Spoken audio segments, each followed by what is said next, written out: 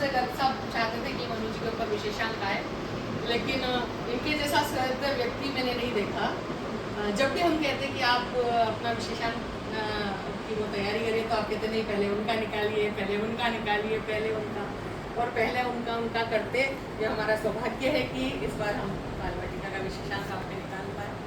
और मेरे तो इतने बहुत पुराना संबंध नहीं, लेकिन कहते हैं ना संबंध लंबे हों कोई ज़रूरी नहीं है, कुछ क्षणों के संबंध भी बहुत मजबूत और बहुत घनिष्ठ हो जाते हैं।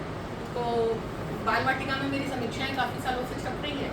कभी कभी समीक्षा पे आप अपनी चिट्ठी जो लिखते थे उसमें कुछ लिख देते थे, तो बड़ा यूँ मन को सुकून मिलता था कि चलो इतने बड़े साहित्यकार ने मुझे पढ़ा तो सही।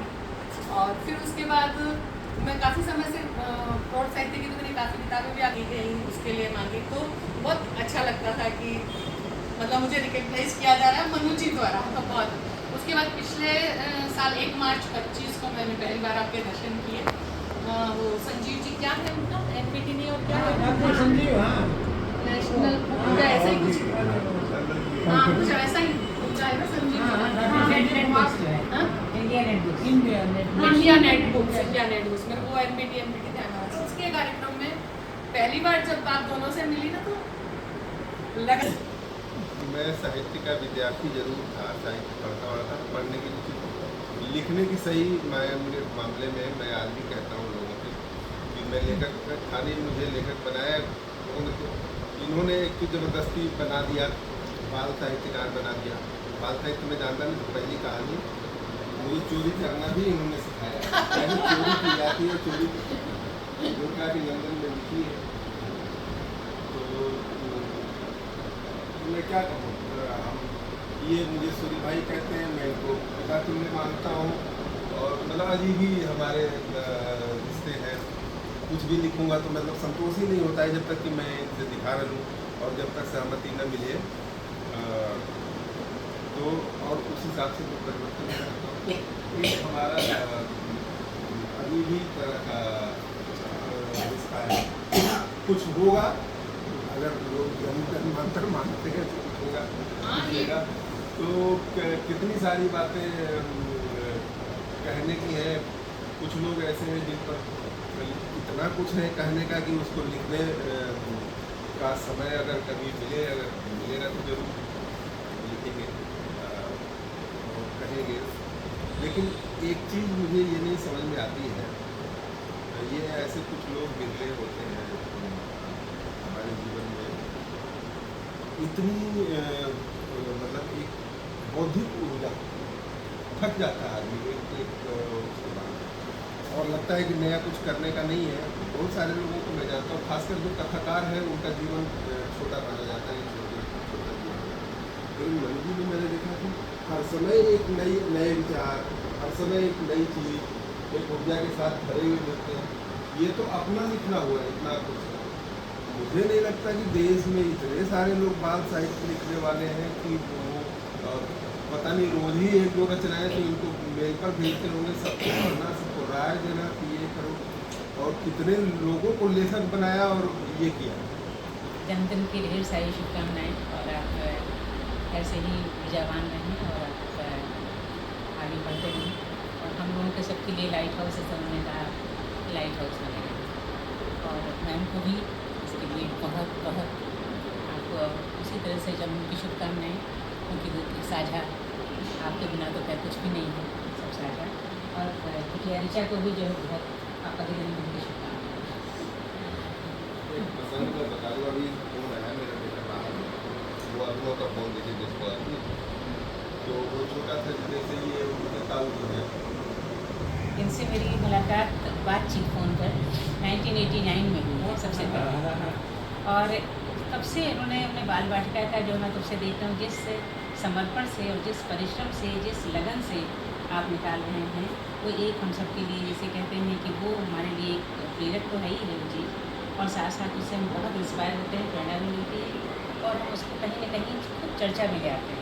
मुझे कि आप बाल वाटिका में छपे भी और हैं। हाँ, उसके आगे वही, और कई बार उन्होंने हमसे इनके आग्रह पे मैंने लिखा है, और मैं छपी हूँ। पिछले 10 साल से मैं नहीं लिख पा रही हूँ, क्योंकि चिल्ड्रंस बुक ट्रस्ट में काफ़ी काम है, मेरे अपने काम बहुत बढ़ गए हैं, तो उसकी तो कोई बात नहीं हो, लिखना चाहिए मुझे।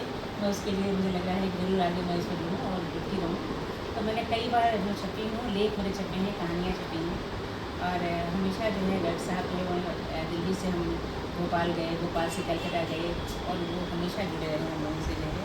और इन्होंने इनकी मुझे अभी तक याद है, इधर कुछ सालों से शायद भले ही हम नहीं हो पाया, लेकिन हर साल इनका साल की शुरुआत में जो है हमेशा जो है जिसे शुभकामना संदेश इसलिए आता था कि लिखिए, और शायद वहीं से शुरुआत होती थी चीज़ों की।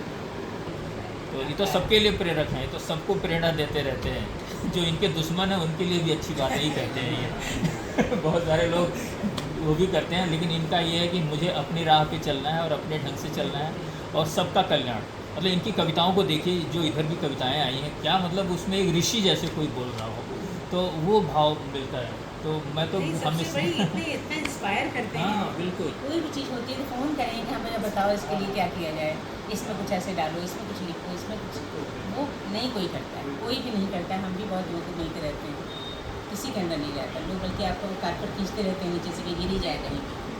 तो बहुत सारे लोग खींच जाते हैं, हाँ। लेकिन रोहित करके उसके लिए पूरा श्रम करता है कि जो मेरी आदत है मैं थोड़ा तंग करता हूँ, लेकिन मैं तंग करता हूँ और वो और कई बार मुझे लगता है कि मैं उनको बोलूं कि बस भी करो, समझ गया होगा वो। लेकिन जो मैंने कहा वो सारा उसने किया और उस सबको साकार आंखों के सामने दिया।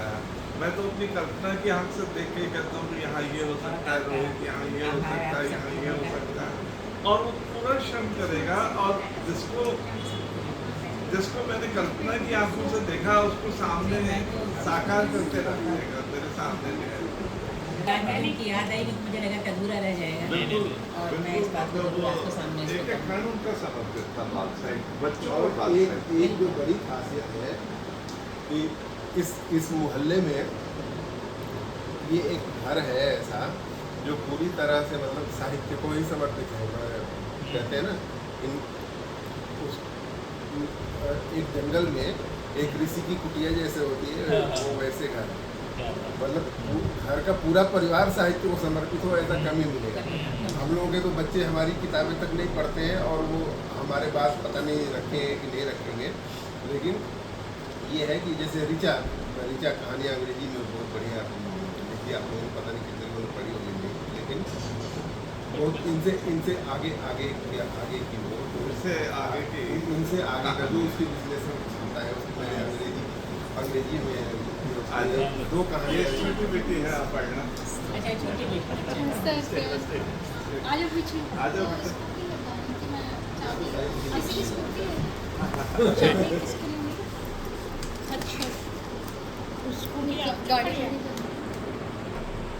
तो नंदन का नवंबर अंक एक विशेषांक हुआ करता था, हर बार उसमें विशेष लोग छपते थे और एक बड़ा भव्य, कई बार बहुत दूना अंक निकलता था। अगर 64 पेज की पत्रिका थी तो 128 पेज का विशेषांक निकलता था और उसमें चाहते थे कुछ विशेष और बड़े लोगों की रचनाएं हैं।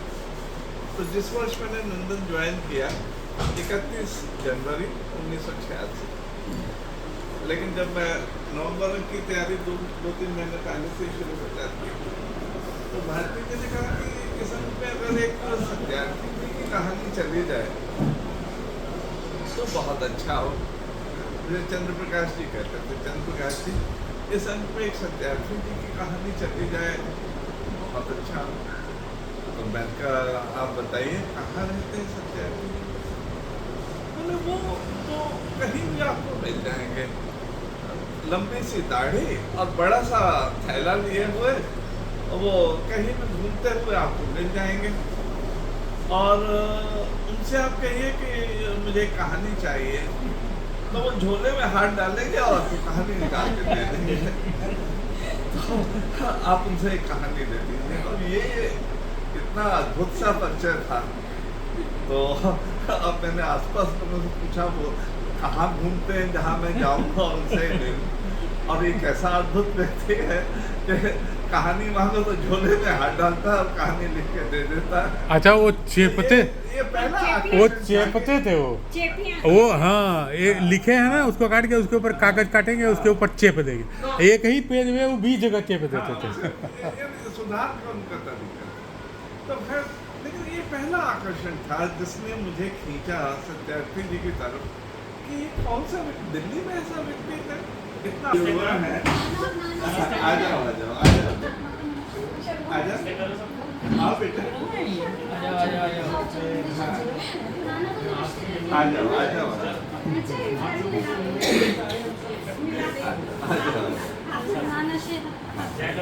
नाना हैप्पी बर्थडे हैप्पी बर्थडे।